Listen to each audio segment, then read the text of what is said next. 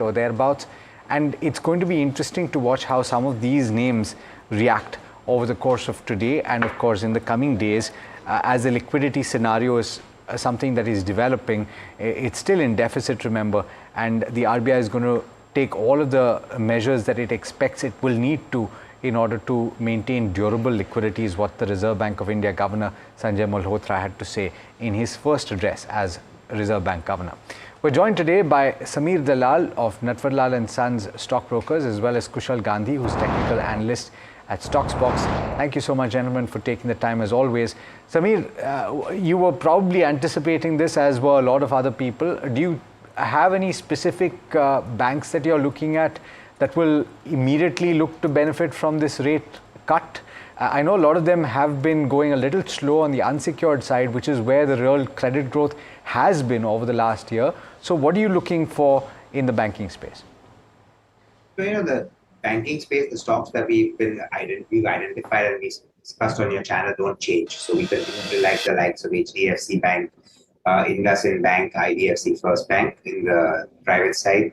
And on the PSU side, Bank of Baroda, even though they didn't have the best of numbers, I mean, if you look at it, the pain points are over. We believe the growth opportunity will arise, and they are working on that. And that valuation comparatively are quite reasonable, so that remains agnostic. So that doesn't change anything. Yes, it was an expected, I think, to a large extent that the rate cut would come. And government is already working on the liquidity. Before the rate cut, they already announced 150,000 crores of liquidity, which is slowly getting infused into the system. So as that continues to happen, hopefully the rate transmissions will happen. It's not going to happen immediately. But when the governor cuts, one thing everyone got to remember, that when the governor is indicating of a cut in the interest rates, he wants that transmission to eventually happen. So he will ensure that there's enough liquidity in the system. Does it change anything for the banking stocks right away? No, it doesn't. But yes, what we can hope is that the growth momentum, because lower interest rates heading down probably can drive some amount of growth momentum from companies who want to put in capex, thinking that, look, if interest rates are headed down, this is the time to start investing because growth will come back in a stronger way. So maybe from all those points of view, hopefully the growth picks up for the banking space as well. Right, Sameer, just to add to that, IIFL Capital did come out with its first cut with respect to what impact this repo rate cut will bring on banks. Their analysis shows that NIMs will be impacted by 5 to 10 basis points, and they see relatively lower impact on the PSU banks, and they believe that impact of 25 basis points rate cut is already built in. So nothing much with respect to, Alex, the stock performance is what, IIFL Capital builds in.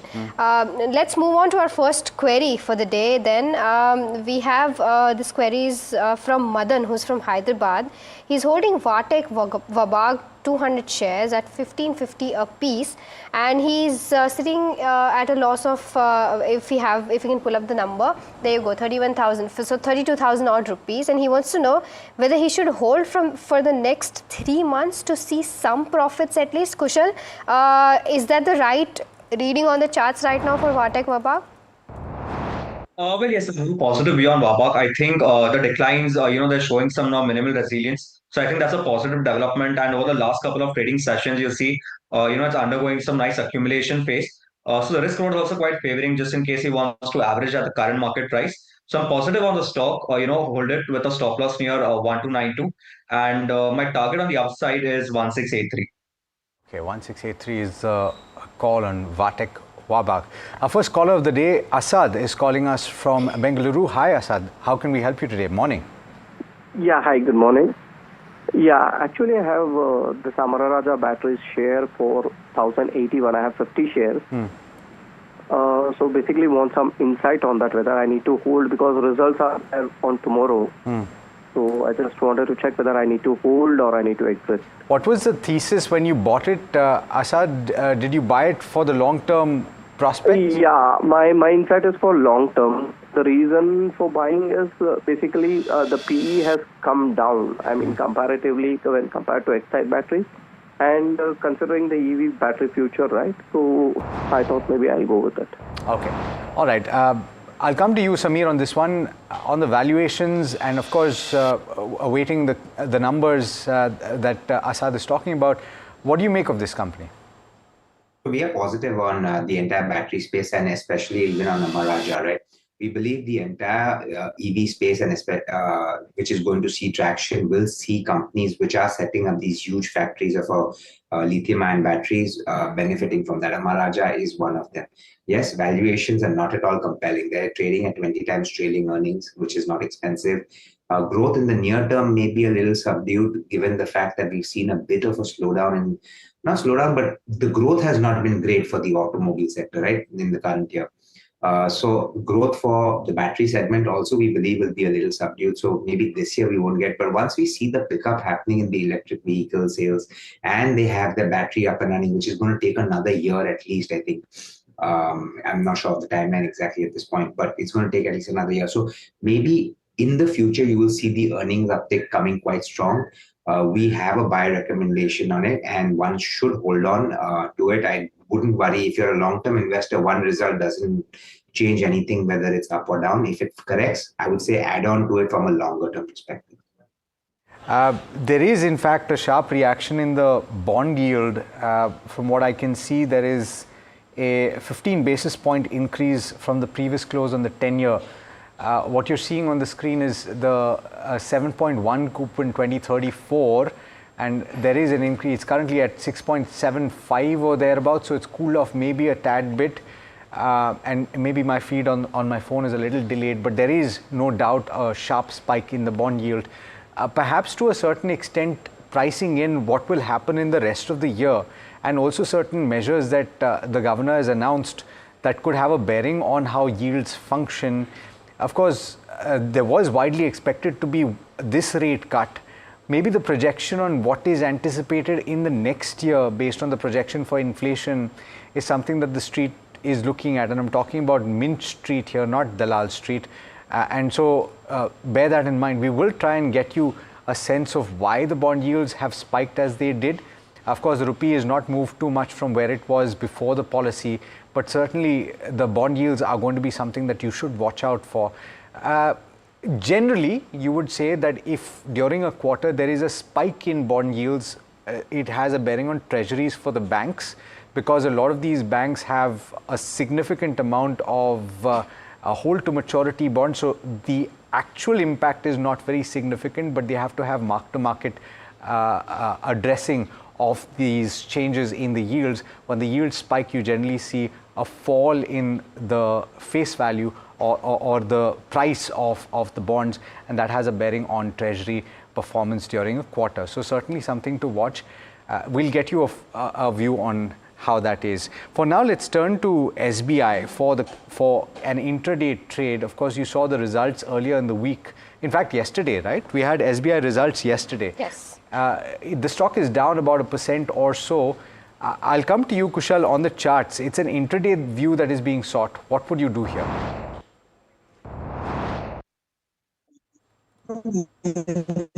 Pessimistic view from an intraday point as well. I mean, the stock has been trading with below the shorter term moving averages, and they're acting as constant supply. So my sense is, even if you want to place an intraday bet, it has to be about 752 on a closing basis on a 15-minute chart. Until then, it's an avoid. All right, so that's the view coming in on SBI with respect to the charts. GE Shipping is the next counter. Sunita from Hyderabad is holding 20 shares bought at 1160 a piece. She wants to know whether she should book losses or buy some more stocks to average out at the current levels. What's the outlook with respect to this stock from a longer term perspective, Samir, if you have a view on this one? Unfortunately, GE Shipping is something we don't cover, so I'll toss it over to you. Okay, Kushal, with respect to the charts, how does the charts fare for GE Shipping?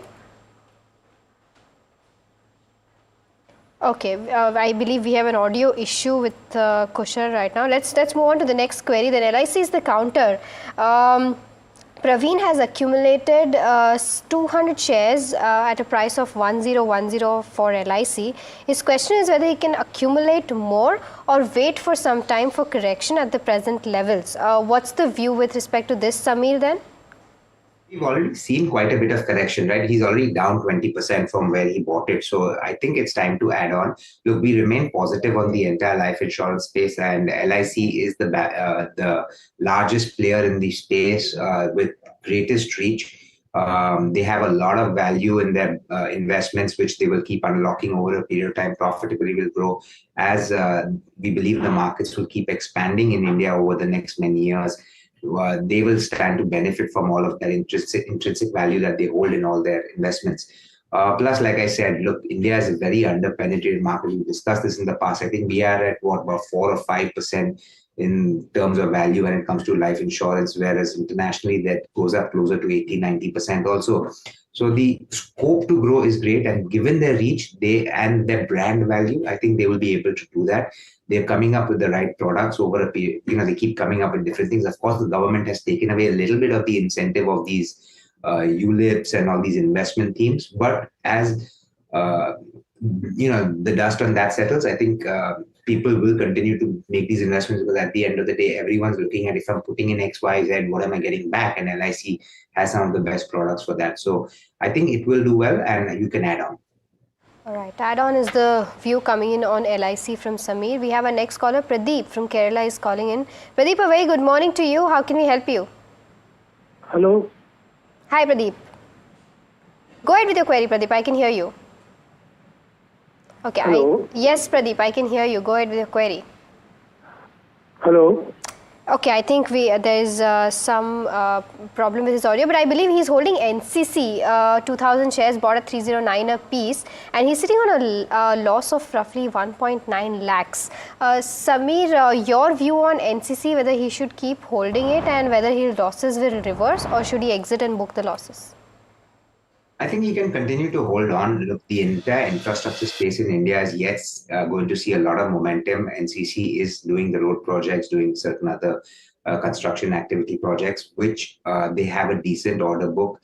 Of course, the last quarter results, today the stock is down because the quarterly results were not the best in the sense that the growth was not that great. The profitability and margins took a bit of an impact. We believe all of that will reverse over time. Look, we've also had a year where the government has been a little slow in generating orders for the infra space. And that we believe will also start reversing in the month of March. And then when we have the next year coming on. So overall, as long as the order book continues to go, which we believe they are competitive with, the stock will continue to do well. It's trading at 18 times earnings. I will not say it's cheap for a construction company, given they work on thin margins, but given the growth opportunity and given the quality of the balance sheet, I think one can hold on. If it comes down a little further, again, closer to about, say, 180, you can buy some more and average up a bit. All right, so hold on and average out at 180 levels is the view coming in for NCC. The next counter that we're talking about is NMDC. Robin from Bengaluru has bought in some quantities in this particular counter. He wants to know what will be the movement with respect to this counter on the charts. Kushal, I'll come to you. NMDC, what are the support and resistance levels that you're watching out for? Yes. In NMDC, the immediate support comes near 63.05. Immediate resistance is 68.93. So I think a decisive closing about 68.93, will confirm a double bottom pattern that is evolving. And also 69 levels is where you find the 50 DMA. So I think that zone holds a very critical resistance. So a close above that would attract further bullish momentum.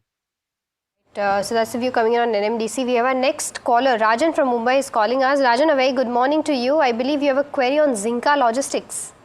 Good morning, madam. Yeah, I am Zinka Logistics. I was allotted in IPO in November 2024. I would like to have the views of both the analysts in case one of them is not having the IPO view. I am a long-term investor ready to hold for 3 years. Kindly explain me the prospects of this company. Got it. Rajan, I don't think we'll have enough data on the charts for Zinka Logistics yet because it's just newly listed. But Samir, if you have a view on Zinka Logistics as well as the entire space, if you can give a perspective. So sadly, the Zinka Logistics, we don't have a view. And I'm not even sure what part of the business they follow. So I don't know which part of the logistics are part of the business you want me to address. So Zinka Logistics is basically into digital trucking platform. So they give telematics, load marketplace, vehicle financing for trucks specifically. So, a similar company which does some of that is Tata Technologies. I mean, they have these apps and softwares which can help you track some of this. So that is a counter we do cover. We remain positive on that. The stock has seen a very significant correction, and the correction has rightfully come because growth has been subdued. Again, I've been talking about the fact that it's not only the logistics are part of it that they do, but they also have other parts of the businesses, right, which cater to car sales, the automation and the electronics and all of that go into the car. So once we see auto sales picking up, we believe that is one of the counters that will do well, but it's again very small, the percentage of the part of the business of Zinka probably that is doing. So it's not a direct comparison on that one. Got it, Sameer. The next query that we have is on Mobikwik. Do we have the name of the, yes, Varun. Varun is from Karnataka, is holding 650 shares of Mobikwik, bought at 540 a piece. He's sitting on a loss of more than 90,000 is what he's saying, because the current market price is around 393. When can he expect a recovery in this stock is his question. Sameer, by any chance, do you have a view on this one? These platform companies will gain more traction. So I think, look, the results were not the best again in this quarter. I think once the entire space sees more and more traction happening and more of these payment systems getting on, we will see the operating leverage play through. So if you want to be invested in a company like this, I think you got to be invested from a 3 to 5 year perspective, minimum of 3 and on the upper side 5. So if you do have that kind of timeline, yes, you could recover your money in the short term. I think pain will probably still persist. Got it. The next query that we have is on ONGC. The viewer's name is Sharwani Reddy. She wants to know whether she can keep holding ONGC for the next 3 months. Kushal, on the charts, ONGC, how does it fare? Okay, I think Kushal, we are having problem connecting him. I believe we've got Ajay Manglunia who is logged in and who's joined us on the phone line, I believe, Managing Director and Head Fixed Income at Incred Capital. Ajay, just trying to understand the reaction in the bond markets. I may have read it wrong in terms of the increase in the bond yield. So can you clarify which, so there is an increase in the bond yield. So what are you reading in terms of the immediate reaction, Ajay, and how do you explain it? So market was kind of expecting a token rate cut, which was delivered in the today's MPC meeting outcome. 25 basis point rate cut is something largely was expecting by the market, and it's after a very long time, 5 years later, there is a rate cut in Indian environment. What market was disappointed was some answer to the liquidity. Market was expecting that there could be some kind of a delivery on the liquidity front, which was kind of kept silent, and we have seen that RBI has kind of been doing enough in terms of providing liquidity. Market might be expecting a longer durable liquidity, since we see a lot of liquidity deficit in the market, and that's what is kind of disappointed in the yields in the government securities has gone up by 4 to 5 basis points. It's a knee-jerk reaction, which we can say, and over a period of time, we will see the moderation in the yields. I just want to clarify, because I'm looking perhaps at the what is not the benchmark, what we have on the screen. What is the coupon on the benchmark right now, Ajay? Because we don't look at this very often. The 10-year benchmark, you're looking at 6.79? 6.79 is the new benchmark right now. Earlier it was 7.10. Yeah. So both are traded, but I think more volume is in the 6.69. 6.79. And 6.79. And do you anticipate that this will be something that eases over the course of the next few weeks as liquidity conditions improve? Yeah, definitely. As we see the market in this security was trading in the range of 6.65 or around 2-3 basis points up and down, and today with the knee-jerk reaction with kind of no mention about the liquidity measures in the policy has disappointed a few traders, and they kind of book profit. It may kind of be somewhere about say 660 to 670 range for some time before it settles down at its own levels. I think 665, 663 is the level where we could see this being traded. February is the month where probably there is no major government borrowings, and as we enter into the next financial year, then the borrowing will recommence from the next financial year in April onwards. So we could see some rally in this paper going forward. Last point, Ajay, and a quick one. Right now, we've got a rate cut as was anticipated, but as you've pointed out, the street is reacting to liquidity. The base case assumption, as I understand it, is for another rate cut sometime this year. And would you say that once the liquidity scenario eases out, you could see a move down to the in the 10-year bonds, in the long-term bond yields? And when do you see that playing out? Bond yields, as we have been talking about, is more of a stable. The immediate impact of the rate cut will be on the shorter tenor papers like CP, CDs, money market instruments will immediately have a transition for this rate cut.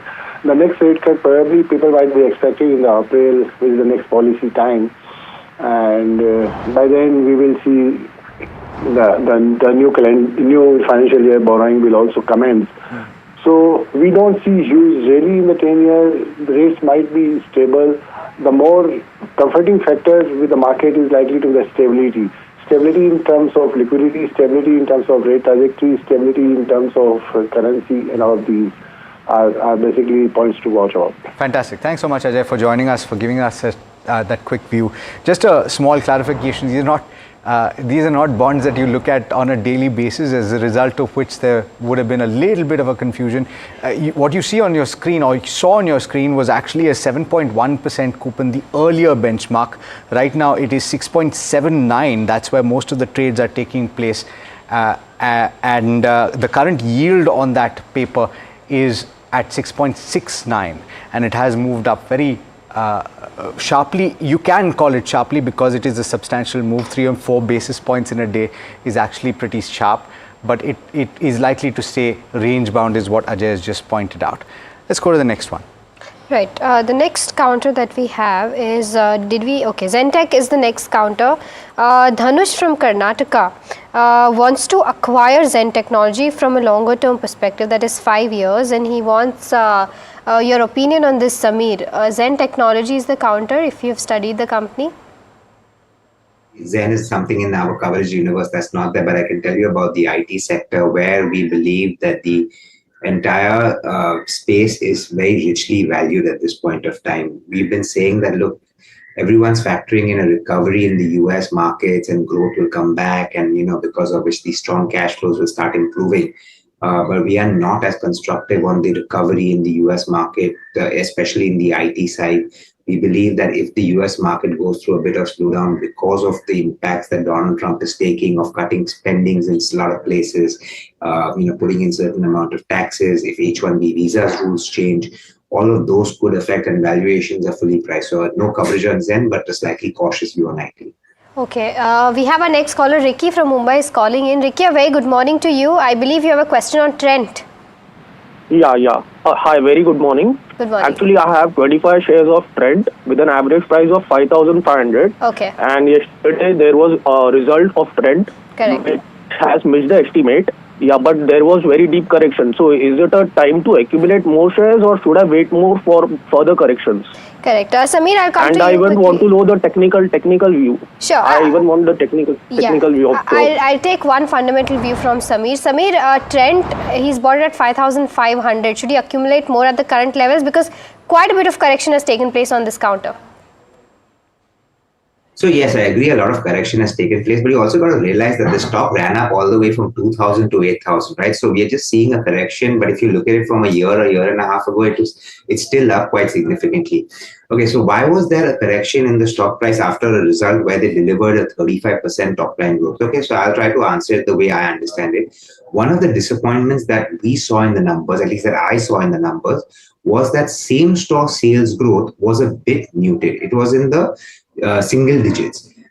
For retail businesses, especially like the ones where Trent, where you're renting out space, the higher SSSG that you get leads to a huge jump in the operating leverage, which was missing. Secondly, the growth that has come from new store additions. New stores, when you add, yes, the top line may grow, but these stores take time to stabilize and become profitable of at least anywhere between 3 to 6 months before they start breaking even. So you've probably seen a lot of growth in the top line because of that, not as much growth coming from the SSSG, the same store sales growth. And till the urban consumption sees a bigger uptick, I think that is that is the big concern, that if SSSG does not go up, then how do you justify these 80 times forward valuation multiples?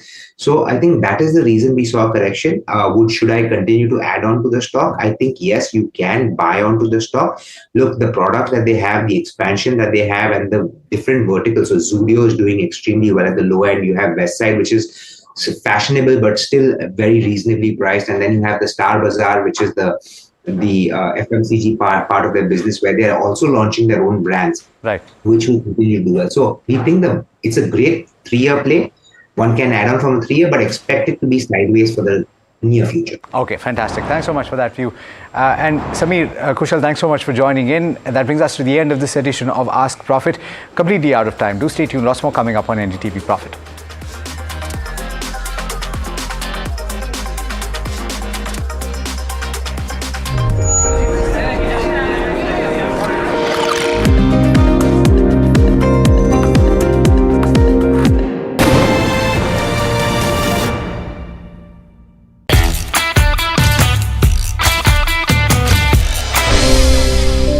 And the reason for the success of the restaurant this magnitude, because people felt bhai ka jigar hai, business nahi hai isme. This is our time to not bend down to their accents and their foods and glorify it. It is our time to lift our own cuisine, our own culture. 1, 2, 3, 4. Toughest person to cater for, to cook for, President Trump, Prime Minister Modi, या Shah Rukh Khan? मेरा दिल जिसके पास है, Shahrukh Khan. You tweeted recently after President Trump won the election that can I make something for you? So एक तरह की खिचड़ी है जिसमें आप मिक्स्ड मिलेट्स डालते हैं. आपको ट्रम्प साहब को खिचड़ी खिलानी है? हाँ, तो खिचड़ी खाना नहीं है. What is the one vegetable you will never eat? मैंने मेथी खानी बंद कर दिया है. Like आप करेला, बैंगन ऐसा. I love karelas.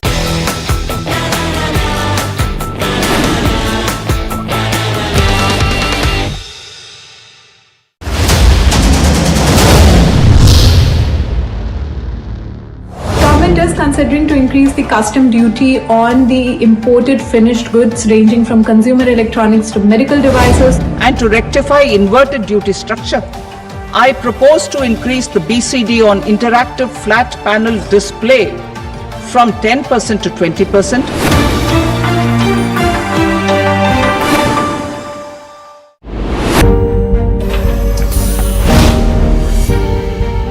Do you really know the company you invest in? What's the picture behind presentations and claims? Is the outlook as rosy as the company claims? Know your company, powered by NDTV Profits Research, shines a light on the biggest stock market movers. Know your company at 11:30 a.m. Monday through Friday, only on NDTV Profit.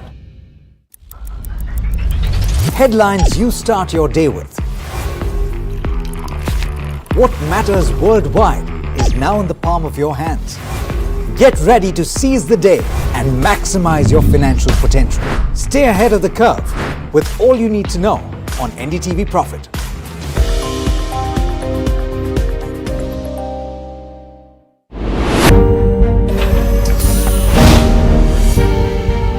Do you really know the company you invest in? What's the picture behind presentations and claims? Is the outlook as rosy as the company claims?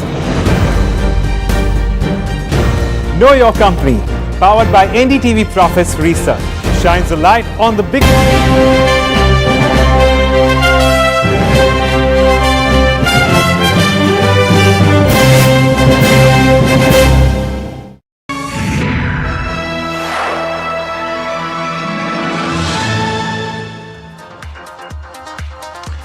Hello and welcome to KYC, a show designed to give